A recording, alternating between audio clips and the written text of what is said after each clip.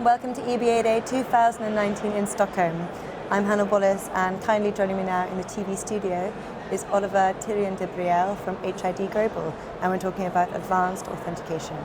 Hello, Olivier, thank you very much for joining us. Thank you, hello. Thank you for having me. No problem at all. So this is a really interesting topic, advanced authentication, but coming to open banking first, which is there's a lot of discussion at EBA around, mainly because it's becoming a real reality. But what I'd like to hear from you is the impact it's having on security. Yeah, so the open banking, is really extending the attack surface. Basically, we are exchanging data, user data, from the banks out to outside of the banks. So the more you duplicate the data, the more they are at risk. Also, what we see is that the third-party provider, those new players on the market, don't have the same security experience, culture. And we already see some problem happenings. For example, the neobanks has some problem around the AML checking, etc. So there is really this challenge of really getting all the security challenge around the open banking. But the good thing is that the open banking is really about exchanging data, making the data more available, and we can use that in order to better protect the user. So what the players in this ecosystem of open banking has to think about is really to go from a traditional authentication of the user to something more advanced and more, that will be better. That will better protect the user at the end of the day. All right, and of course, protecting user data is critical. But do you think strong authentication can affect the user experience? So it's a great question, and it's a great problem. I would say a great challenge. Indeed, when you ask for more security, you add friction into the user experience. That's for sure. However, with this new source of data, actually,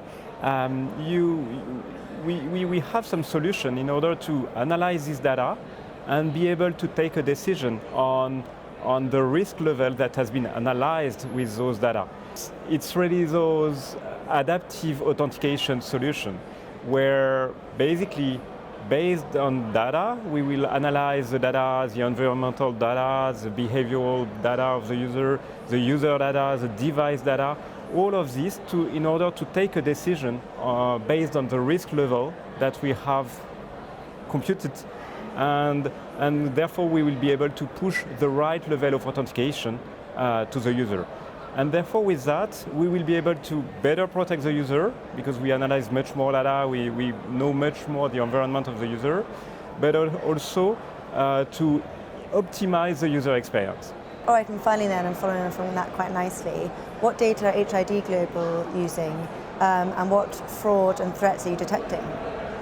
Yeah, so what we are using of data is really what we can get out of the environment of the user, where he's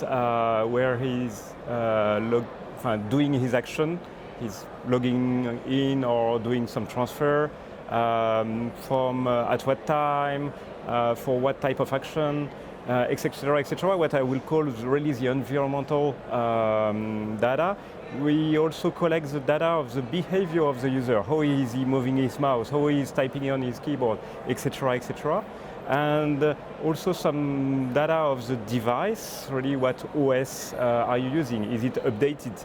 Are you using Wi-Fi or are you using a VPN, etc., etc. And last but not least, all the data of the user as such, meaning how many times he has logged in, from which place, what device is he using usually, etc., etc.